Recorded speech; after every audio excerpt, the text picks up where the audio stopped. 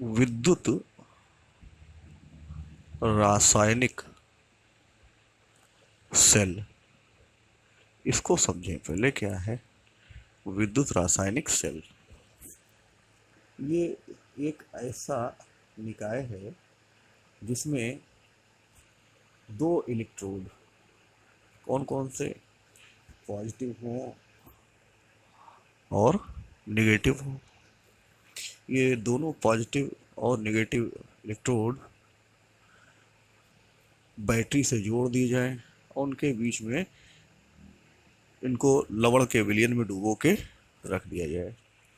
तो वह निकाय जिसमें दो इलेक्ट्रोड, जैसे ये प्लस हुआ ये माइनस हुआ, वह निकाय जिसमें दो इलेक्ट्रोड एक विद्युत अपघट्ट के विलयन में, ये हमने एक ही विद्युत अपघट्ट के विलयन में डाला है, अथवा किसी प्रकार से जुड़े, जैसे ये हमने दो अलग अलग विलयन लिए और ये हमने जोड़ दिया इनको आपस में, जिस इसे कहते हैं साल्ट ब्रिज, लवण सेतु।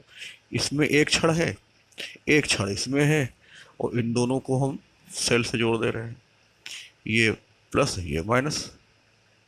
ठीक है, तो वह निकाय जिसमें दो इलेक्ट्रोड एक ही विद्युत अपघट्ट के विलयन में अथवा किसी प्रकार से जुड़े दो भिन्न भिन्न विद्युत अपघट्टों के विलयन में रखे होते हैं विद्युत रासायनिक सेल कहलाते हैं। एक क्लियर हो गया। ये सेल दो प्रकार के होते हैं। पहला है विद्युत अपघटनी सेल, विद्युत अपघटनी सेल ये क्या है, अभी हमने एक फिगर बनाया था जिसमें दो इलेक्ट्रोड एक ही विद्युत अपघट्ट के विलयन में डूबे थे।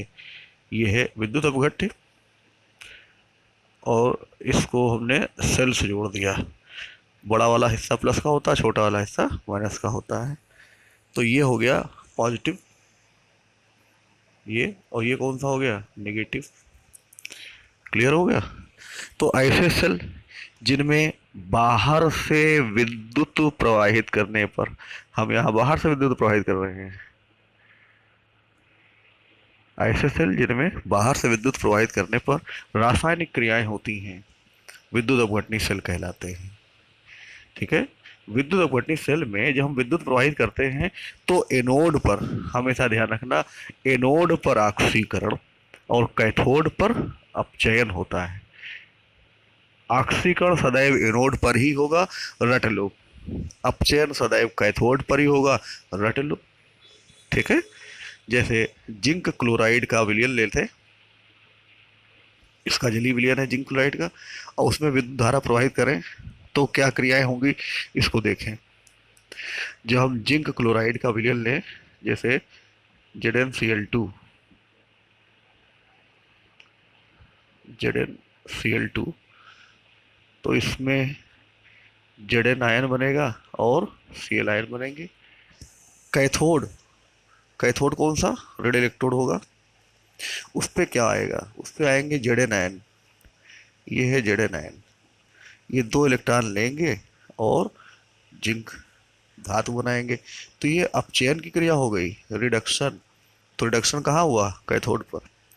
और एनोड पे क्या होगा ये देखें, एनोड पर Cl आयन इलेक्ट्रॉन छोड़ेंगे और Cl2 गैस बनाएंगे। तो ये कौन सी क्रिया हो गई, ऑक्सीडेशन। तो ऑक्सीकरण की क्रिया कहाँ हो रही है बताओ, एनोड पर, और अपचयन की क्रिया कहाँ हो रही है, कैथोड पर। इतना समझ गए।